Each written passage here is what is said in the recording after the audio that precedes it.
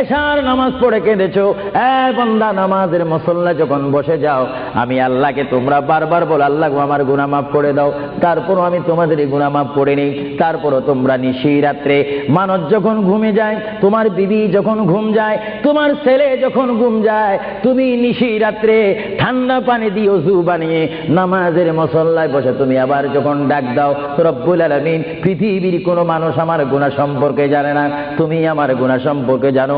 আমি এমন গুনাহ করেছি আমার বিবি জানে না, বিবি গুনাহ করেছে আমি জানি না। আল্লাহ তুমি সব কিচ্ছু জানো, হে আমার প্রভু তুমি আমাকে মাফ করে দাও।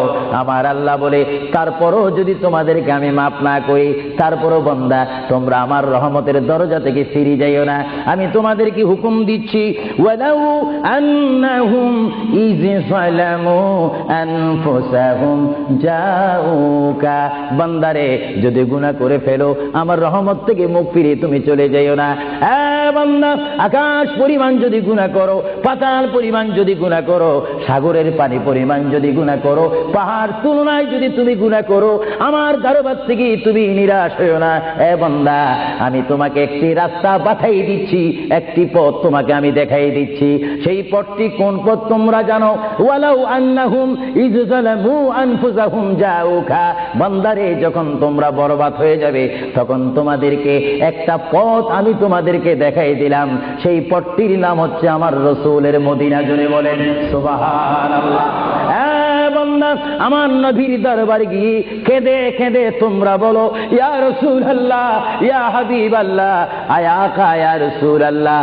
আল্লাহ কোরআনে বলেছে ওয়ালাউ আন্নাহুম ইয যালামু আনফুসাহুম জাউকা ফাস্তাগফিরুল্লাহ ওয়াস্তাগফারা লাহুমুর রাসূল।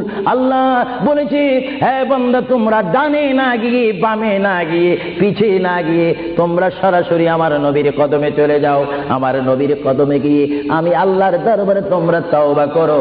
তওবা করতে করতে তোমাদের চোখের পানি যখন বাইর হয়ে যাবে, আর ওই মুহূর্তে যদি আমার বন্ধু যদি তোমাদের জন্য আমার দরবারে সুপারিশ করে, আমি আল্লাহ তোমাদেরকে ওয়াদা দিয়ে দিলাম, গ্যারান্টি দিয়ে দিলাম, আমার রাসূল যদি তোমাদের জন্য আমার দরবারে সুপারিশ করে, সঙ্গে সঙ্গে বান্দা তোমার অতীতের জীবনের কবিরা সগীরা গুনাহ মাফ করে দেব। জোরে বলেন সুবহানাল্লাহ।